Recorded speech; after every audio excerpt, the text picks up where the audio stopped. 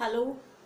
इस वीडियो में मैंने सोचा है कि मैं आप लोगों के साथ फॉर्मूले कैसे याद किए जाएंगे मोमेंट ऑफ इनर्शिया के, उसको शेयर करते हैं और कोशिश करती हूँ कि आप उनको बहुत आसानी से याद कर लें। तो चलिए शुरू करते हैं। रोटेशनल मोशन चैप्टर में मोमेंट ऑफ इनर्शिया के जो फॉर्मूलाज होते हैं ढेर सारे, उनको कैसे लर्न करना है, केस बाय केस में स्टार्ट करूँगी। जैसे सबसे पहला केस आपका आता है थिन रॉड का। पहला केस आपका क्या आता है? Thin rod. थिन रॉड में आप देखिए लेंथ है और ब्रेथ बिल्कुल भी नहीं है। ठीक है, ब्रेथ को हम नेग्लिजिबल कर देते हैं। तो जब केवल लेंथ होती है तो इस केस में मोमेंट ऑफ इनर्शिया जो हो जाएगा थिन रॉड का, तो it is in the generally आप ये देखिए कि एक्स एक्सिस में है, ये एक्स एक्सिस के पैरेलल है, तो केवल लेंथ ही लेंथ है, ब्रेथ वगैरह यहाँ पर कुछ नहीं है। तो आपको याद करना है ml²/12। क्लियर? और ये आपका मोमेंट ऑफ इनर्शिया है किसी भी थिन रॉड के सेंटर पर perpendicular to its plane. Moment of inertia of a thin rod at centre perpendicular to its plane. ये आप ध्यान रखिएगा, at the centre perpendicular to its plane. पर जब मोमेंट ऑफ इनर्शिया किसी थिन रॉड का पूछा जाएगा तो ml²/12। लेकिन अगर आपकी एक थिन रॉड है और किसी एक कॉर्नर पर आपका पूछा जाए रॉड के, ठीक है, तब आपका मोमेंट ऑफ इनर्शिया क्या होगा? तो उस केस में आपका मोमेंट ऑफ इनर्शिया होगा ml²/3। ठीक है। इसके बाद थिन रॉड के बाद आपका जो केस आता है वो आता है रेक्टेंगुलर स्लैब का। नेक्स्ट केस आपका मैं ले रही हूँ वो है रेक्टेंगुलर स्लैब। जैसा कि इसमें नाम से पता चल रहा है रेक्टेंगुलर स्लैब है, यानी इसके अंदर लेंथ भी है। मान लीजिए ये इसकी लेंथ है और ये इसकी ब्रेथ है। ठीक है। तो moment of inertia along the axis of the length, length के पैरेलल अगर आपको मोमेंट ऑफ इनर्शिया यानी इस पोजीशन पर हम पूछें I1, तो यहाँ पर moment of inertia for the rectangular slab आपका हो जाएगा ml²/12, जैसे कि हमने थिन रॉड में निकाला था। ठीक। अगर आप इसी तरह से ब्रेथ के केस में निकालते हैं, मान लीजिए रेक्टेंगुलर स्लैब में मोमेंट ऑफ इनर्शिया आप इस डायरेक्शन में निकाल रहे हैं, जो कि ये की ब्रेथ है, यानी इधर ऐसे निकाल रहे हैं, तो ये आपका I2 हो जाएगा। ठीक। तो आप देखिए यहाँ पर जो आपकी लेंथ है वो ब्रेथ वाली है, तो यहाँ पर I2 की वैल्यू हो जाएगी mb²/12, यानी ओवरऑल आपका जो लेंथ है वो आपको वहाँ रखना है और अपॉन 12। लेकिन आपका थर्ड केस है रेक्टेंगुलर स्लैब का, कि अगर आपको moment of inertia of rectangular slab निकालना है eight the centre of the rectangular slab, moment of inertia at centre of rectangular slab and perpendicular to its plane, perpendicular to its plane। ये मैंने लिखा हुआ है, क्वेश्चन में लिखा रहेगा ऐसे perpendicular। ठीक है, आप पहचान के लिए मैं बता रही हूँ। पर at the centre and perpendicular to its plane, तो आपको इस पॉइंट में निकालना है I3। ठीक है, आप इसको ऐसे समझ सकते हैं। For example this is a rectangular slab for example, and a moment of inertia we have to find at the center of the rectangular slab and perpendicular to the plane. We have to find the moment of inertia at the perpendicular to its plane। तो आप क्या करोगे, आपका इस direction में I1 है और इस डायरेक्शन में I2 है, तो आपको सेंटर पर निकालने के लिए इन दोनों डायरेक्शंस के मोमेंट ऑफ इनर्शिया को जोड़ना होता है। तो अब आप देखिए कि आपका यहाँ पर क्या आंसर आएगा इस केस में। तो आपको मेन क्या याद रखना था, थिन रॉड का याद करना था ml²/12। तो आपने यहाँ पे रेक्टेंगुलर स्लैब का मोमेंट ऑफ इनर्शिया सेंटर पर निकालने के लिए I1 + I2 किया, तो ये आपका आ गया ml²/12 प्लस mb²/12। आप इसको कॉमन ले लोगे तो m/12 l² प्लस b²। तो ये रेक्टेंगुलर स्लैब के केसेस हो गए। अब हम आपको बताएंगे moment of inertia for the square. अभी वीडियो स्किप मत करिएगा, इसमें मैं आगे रिंग, डिस्क, स्फीयर, सॉलिड सारा वीडियो बताऊंगी, सारे फॉर्मूलाज बताऊंगी। ठीक है। अब मान लीजिए मोमेंट ऑफ इनर्शिया हमको निकालना है for a square. That means the slab which is in form of the square which has both length and breadth equal. For example, ये आपका एक स्क्वायर स्लैब है जिसका हमको मोमेंट ऑफ इनर्शिया निकालना है, ठीक है। तो इसकी भी moment of inertia x axis का पैरेलल होगा, वाई एक्सिस के पैरेलल होगा। तो आपका ये भी लेंथ है, ये भी लेंथ है और ये भी लेंथ है। तो यहाँ पर आपका मोमेंट ऑफ इनर्शिया क्या हो जाएगा, ml²/12। इसी तरीके से यहाँ पर आपका मोमेंट ऑफ इनर्शिया क्या हो जाएगा, ml²/12, ठीक है। लेकिन अगर आपको moment of inertia for the square slab at the centre of the square slab निकालना है and perpendicular to its plane, moment of inertia at the centre and perpendicular to plane, at centre and perpendicular to plane. तो इस case में आपका moment of inertia क्या हो जाएगा, I3। इस पॉइंट पे हमको निकालना है, तो I1 प्लस I2 आपने ऐड कर दिया, तो ml²/12 प्लस ml²/12 और हमारे पास हो जाएगा ml²/6। इसके अलावा स्क्वायर में दो केस और आते हैं। अब बेटा ये वाला जो बताने जा रही है उसको बहुत ध्यान से सुनिएगा। इसमें आपको स्क्वायर स्लैब के केस में दो तरीके से मोमेंट ऑफ इनर्शिया पूछा जाता है। अगर आपको पूछा जाए moment of inertia at one of its corner which is पर and also which is one of its corner and perpendicular to its plane, okay. और जब आपको पूछा जाए moment of inertia at its corner and parallel to the plane of square, find the moment of inertia at the corner of a square and perpendicular to a slab. That means corner of square अगर लिखा हो आपका and perpendicular to plane लिखा हो, तब आपका moment of inertia कैसे निकलेगा। और अगर आपका लिखा हुआ है corner of square and parallel to plane, तब आप कैसे निकालोगे। ये दो अलग अलग केसेस होते हैं। आप कंफ्यूज हो जाते हो कि स्क्वायर पर तो यहाँ पर भी था, ये कॉर्नर पर तो यहाँ पर भी था, फिर भी ये मोमेंट ऑफ इनर्शिया अलग अलग कैसे हो गया।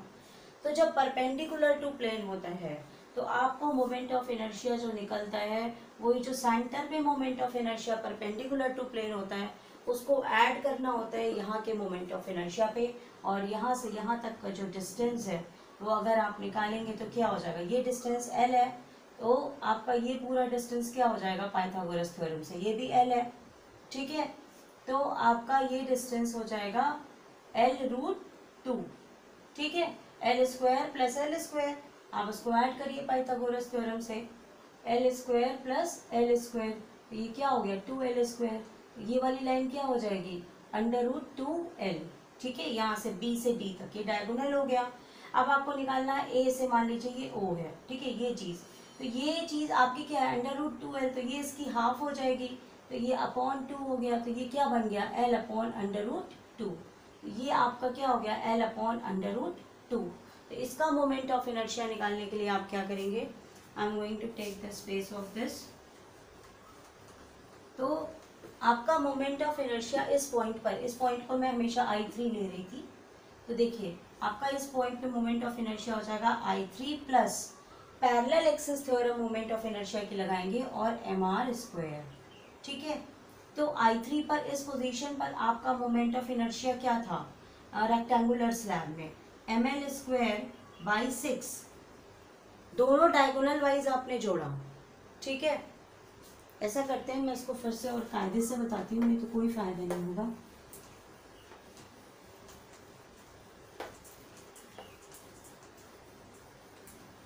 देखिए आपका ये स्क्वायर स्लैब है, ठीक है। आपको ये सेंटर में निकालना है। सेंटर में निकालने के लिए आपके दो डायगोनल्स जा रहे हैं। यहाँ पर आपका फॉर्मूला है ml²/12, यहाँ पर आपका फॉर्मूला है ml²/12, ठीक है। तो आपका जब ये सेंटर पे निकलेगा और परपेंडिकुलर टू प्लेन निकलेगा, आपको दोनों को जोड़ना है। तो आपका आंसर क्या हो जाएगा ml²/12 प्लस ml²/12, ये बिकम्स ml²/6, ठीक है। तो यहाँ इस सेंटर पर आपका क्या हो गया ml²/6 और आपको इस कॉर्नर पे निकालना है। तो आप परपेंडिकुलर तो वो पैरेलल थ्योरम लगाओगे, तो इस पे आपको इसको ऐड करना है। तो इस पोजीशन I4 में आपको क्या करना है, ml²/6 में आपको मोमेंट ऑफ इनर्शिया को ऐड करना है, यानी यहाँ से यहाँ तक की दूरी। ठीक है, अब यहाँ से यहाँ तक का डिस्टेंस आपका मैंने क्या निकाला है, L/√2। तो mr² यानी इस एक्सिस ऑफ रोटेशन के स्क्वायर में आप क्या फॉर्मूला लगाओगे, जो वो डिस्टेंस है वो आपको रखने का है। तो आपका मोमेंट ऑफ इनर्शिया यहाँ पर हो जाएगा ml²/6 प्लस m, और यहाँ पर ये डिस्टेंस आपने क्या निकाला, L/√2। तो L/√2 होल स्क्वायर, आपका आंसर हो जाएगा ml²/6 प्लस ml²/2। ठीक, अब आप एलसीएम ले लीजिए। तो इस तरीके से आप ध्यान रखिए, जब परपेंडिकुलर टू प्लेन हो या पैरेलल टू प्लेन हो तो इसमें ही डिफरेंस होता है। तो ये 6 है, ये ml², 3 ml², ये आपका हो जाएगा 4 ml²/6 यानी 2/3 ml²। ठीक, तो इस तरीके से आपको ये अलग अलग फॉर्मूले नहीं याद रखने, आपको बस एक वो दिमाग में रखना है, उसके बाद आप अप्लाई करके निकालिए, आपको फॉर्मूले उतना याद करने की ज़रूरत नहीं पड़ेगी। फिर जैसे मैंने आपको सेकेंड केस बताया कि अगर मान लीजिए ये केस आपका इस तरीके से हो जा रहा है कि हमको स्क्वायर का मोमेंट ऑफ इनर्शिया निकालना है at one of its corner and parallel to plane. ये तो आपको बता दिया मैंने कि ये चीज़ हो रही है। आपको अगर पूछा जाए find the moment of inertia at corner of a square and parallel to plane, आपका लिखा रहेगा ऐसे, and parallel to plane, parallel to plane. तो आप क्या करोगे, आप हर केस में ये अलग अलग डिस्टेंस ले लोगे हर कॉर्नर से। ठीक है, अब आप देखिए आपका यहाँ तक का जो डिस्टेंस आया था वो क्या था, L/√2। तो आपकी यहाँ से यहाँ तक की दूरी L/√2, इस कॉर्नर से इस कॉर्नर की दूरी भी L/√2, और ये आपकी दूरी इस कॉर्नर से जो आएगी वो आ जाएगी L/√2। तो आपको ये तीनों डिस्टेंस के मोमेंट ऑफ इनर्शिया को ऐड करना पड़ेगा। ठीक है, तीनों कॉर्नर्स से। तो आपका इस केस में जो टोटल मोमेंट ऑफ इनर्शिया होगा वो हो जाएगा I of AB plus moment of inertia I of AC, moment of inertia I of AD। आप ऐसे समझ लीजिए। तो A से B तक का डिस्टेंस में L/√2 है, तो M L/√2 का होल स्क्वायर। ठीक है, AC में आपका डिस्टेंस क्या है, L/√2, M L/√2 का होल स्क्वायर। यहाँ पर भी M L/√2 होल स्क्वायर। अब आप इसको सॉल्व करिए, ml²/2 ये हो गया 2 ml², ये हो गया ml²/2। ठीक है, अब आप इसको जोड़ेंगे तो ये 1 हो जाएगा। तो ml² प्लस 2 ml² यानी आपका आंसर क्या आ गया, 3 ml²। ठीक है, अब मैं इसके बाद आपके साथ शेयर करने जा रही हूँ रिंग। अब moment of inertia for a ring, moment of inertia में मान लीजिए ये रिंग है, तो इसके देखिए यहाँ पे 2 डायगोनल्स जा रहे हैं डायमीटर के अलोंग। ठीक है, तो moment of inertia for a ring along a diameter, along a diameter. तो आप देखिए इसमें 2 डायमीटर जा रहे हैं, एक एक्स एक्सिस की साइड से और एक वाई एक्सिस की साइड से। तो दोनों डायमीटर्स को हम I1 और I2 लिख लेते हैं, और ये दोनों देखिए बराबर हो गए। ठीक है, दोनों इक्वल होते हैं और इनकी वैल्यू आप याद कर लीजिए mr²/2। रिंग के केस में आपका मोमेंट ऑफ इनर्शिया है mr²/2। इसका भी डेरिवेशन होता है, मैं वो अभी आपको नहीं बता रही हूँ।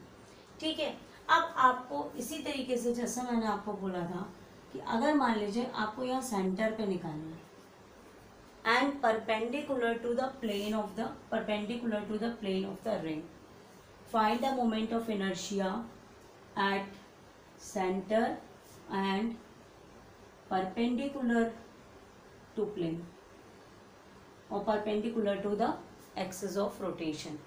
तो आपको ये सेंटर पे निकालना है, परपेंडिकुलर निकालना है, तो आपको इन दोनों को ऐड करना होगा, जैसा मैं आपको लगातार बता रही हूँ। तो यहाँ पर आपका आंसर क्या हो जाएगा, I3 पॉइंट पर, ये मान लीजिए I3 पॉइंट है, तो आप इसमें I1 और I2 को जोड़ देंगे। और I1 I2 हमने आपको बताया ये mr²/2 है, तो mr²/2 plus mr²/2, so it becomes mr²/2 और ये हो जाएगा mr²।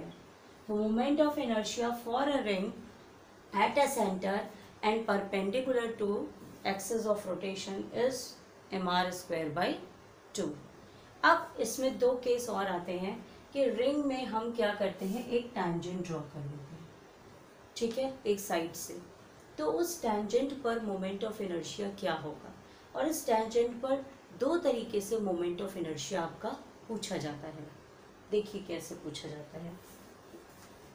आपका पहला केस मान लीजिए ये मैं बना रही हूँ कि आपको moment of inertia at the tangent drawn and आपका केस है मोमेंट ऑफ इनर्शिया, एक मिनट में बता रही हूँ आपको।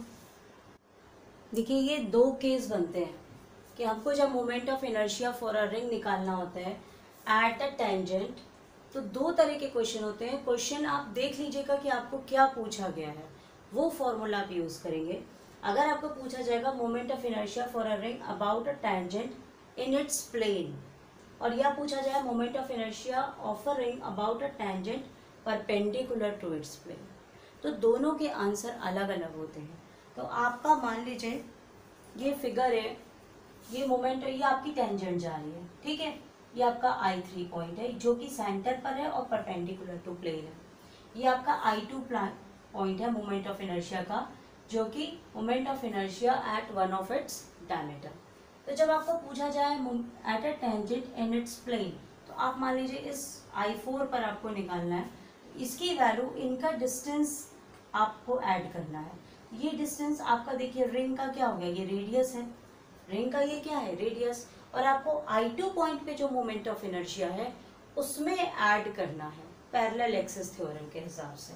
तो I4 क्या हो जाएगा, I2 पॉइंट पे जो मोमेंट ऑफ इनर्शिया है उसमें आपको mr² को ऐड करना है। I2 पॉइंट पर मोमेंट ऑफ इनर्शिया क्या है, moment of inertia about any diameter, about any diameter moment of inertia for the ring, मैंने आपको भी बताया mr²/2, ये आपको लर्न करना है डायमीटर का केवल। फिर आपने इसमें mr² को ऐड कर दिया, तो आपका ये क्या आ गया, 3mr²/2। आप ऐसे एलसीएम ले लीजिए, 2 1 2 प्लस 1, ठीक है। लेकिन अगर आपका पूछा जाए moment of inertia for a ring about a tangent perpendicular to its plane, तो आपको इस पॉइंट पर निकालना होगा मोमेंट ऑफ इनर्शिया, और परपेंडिकुलर टू प्लेन आपका I3 पॉइंट देता है। और I3 आप कैसे निकालते हो, I3 आपने निकाला I1 और I2 को ऐड करके, तो हाफ mr² को आप 2 बार ऐड करोगे, अभी मैंने आपको बताया था, तो आपका क्या आ गया mr²।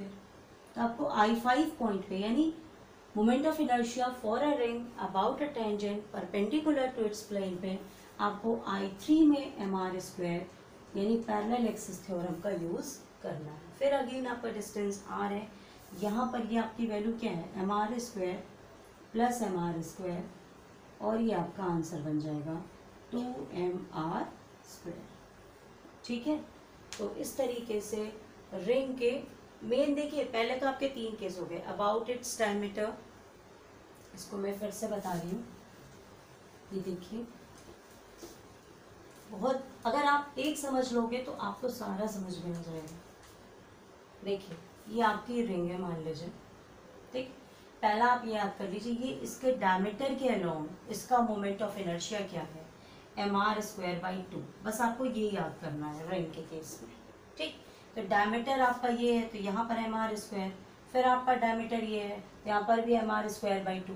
अब आपको सेंटर पर निकालना है और परपेंडिकुलर टू प्लेन, तो आप इन दोनों को ऐड करेंगे, ये देखिए, तो आपका यहाँ पर क्या आ जाएगा, mr², ठीक।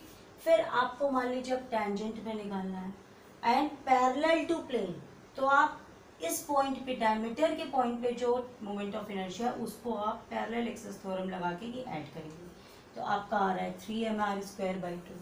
लेकिन आपका है about a tangent and perpendicular to plane, तो अब परपेंडिकुलर टू प्लेन पर आपका ये वाला मोमेंट ऑफ इनर्शिया था, उसको आप ऐड करिएगा, तब आपका आंसर आ रहा है 2mr²। इसी तरीके से दूसरा एक फॉर्मूला डिस्क के लिए होता है, वो भी आपके साथ अब मैं डिस्कस करने जा रही हूँ। मान लीजिए मोमेंट ऑफ इनर्शिया हमें डिस्क के लिए निकालना है, ठीक। तो डिस्क के केस में आप बस लर्न करिए about the diameter moment of inertia है mr²/4।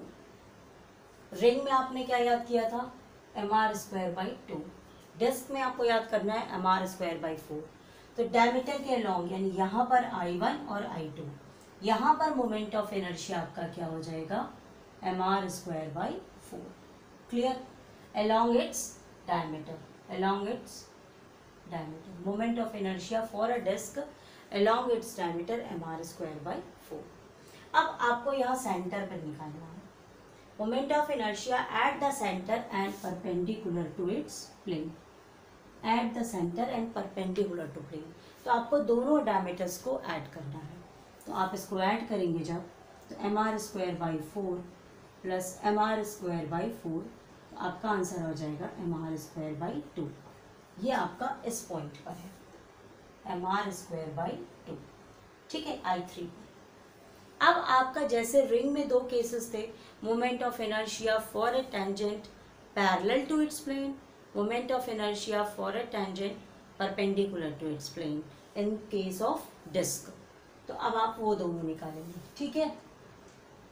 तो जब हम मान लीजिए निकाल रहे हैं मोमेंट ऑफ इनर्शिया अब फॉर अ टेंजेंट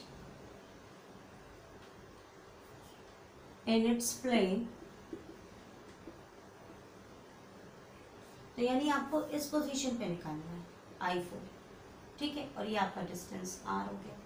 तो यहाँ पर आपको इस I2 का जो मोमेंट ऑफ इनर्शिया है उसमें mr² को ऐड करना है। अब I2 और I1 पर आपका मोमेंट ऑफ इनर्शिया क्या है, mr²/4, तो आपने रखा mr²/4 प्लस mr², ये आपका क्या हो जाएगा 5mr²/4, ठीक है। और अगर आपको निकालना हो यहीं पर moment of inertia of a tangent and perpendicular to its plane, यानी आपको इस पॉइंट पे निकालना है moment of inertia for the tangent perpendicular to plane, for the tangent perpendicular to its plane, मान लीजिए आपको निकालना है। ध्यान दीजिएगा क्वेश्चन में वहां लिखा होगा परपेंडिकुलर टू प्लेन। तो आप इस केस में मोमेंट ऑफ इनर्शिया निकालने के लिए जो सेंटर पर परपेंडिकुलर टू प्लेन जा रहा है उसमें आपको mr² को ऐड करना है। तो सेंटर पर जो गया था वो हमने क्या निकाला था, mr²/2 प्लस mr², तो ये आपका क्या हो जाएगा 3mr²/2। तो ये देखिए जब प्लेन में जा रहा है तो 5mr²/4 है, और जब परपेंडिकुलर टू है तो परपेंडिकुलर टू प्लेन है तो 3mr²/2। तो मेन आपको जो इतना सारे फॉर्मूले याद नहीं करने, मेरा मेन मकसद ये था कि आप कैसे निकाल लोगे, लेकिन आप बस एक याद देकर चलो कि डिस्क के केस में आपका मोमेंट ऑफ इनर्शिया डायमीटर के अलॉन्ग mr²/4 है। उसके बाद ऑटोमेटिक आप वहीं पर निकाल के फिर अपना फॉर्मूला यूज़ करके क्वेश्चंस को सॉल्व कर सकते हैं। अब इसके बाद इसी तरीके से मैं आपको बताने जा रही हूँ स्फीयर के केस। अब स्फीयर के केस में आपके दो तरह के स्फीयर्स होते हैं जिसपे आपको मोमेंट ऑफ इनर्शिया निकालना होता है। एक होता है सॉलिड स्फीयर और एक होता है हॉलो स्फीयर, ठीक है।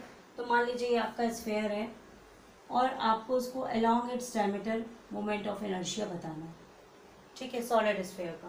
तो आपका सॉलिड स्फीयर का मोमेंट ऑफ इनर्शिया जो होता है वो अलोंग इट्स डायमीटर 2/5 mr², और हॉलो स्फीयर का होता है 2/3 mr²। क्लियर? लेकिन इसी तरीके से अगर हम सॉलिड स्फीयर या हॉलो स्फीयर का मोमेंट ऑफ इनर्शिया निकालें अलोंग द टेंजेंट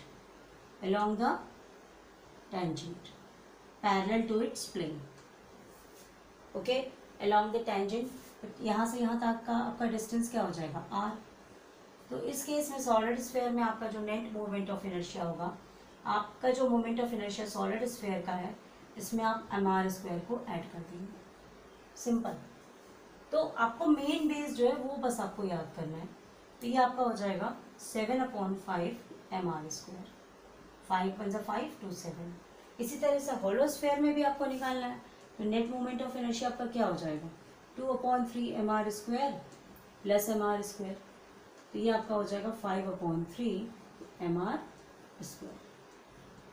ठीक है।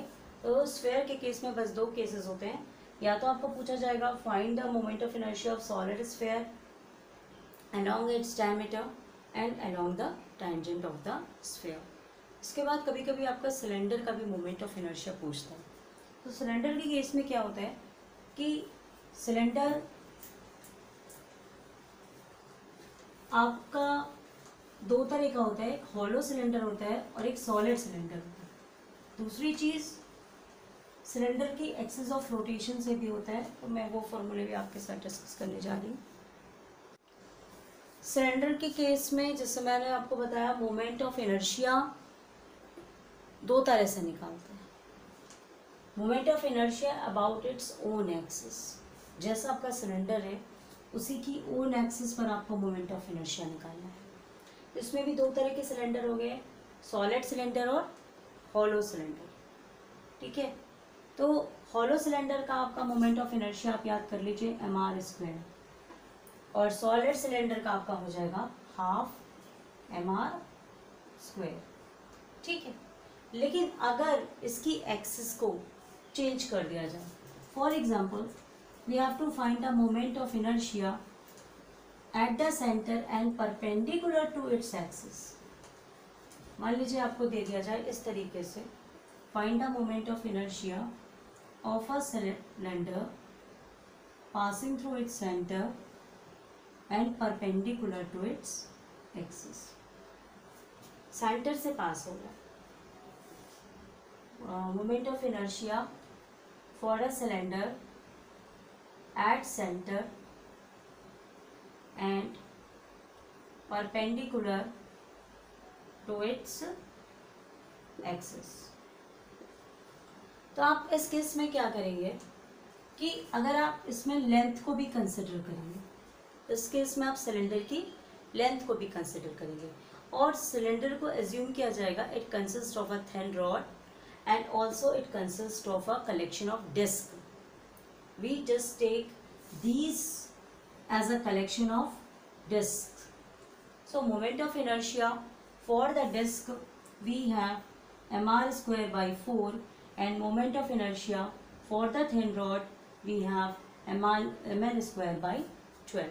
So moment of inertia for the cylinder at the center and perpendicular to axis is sum of both disc and thin rod.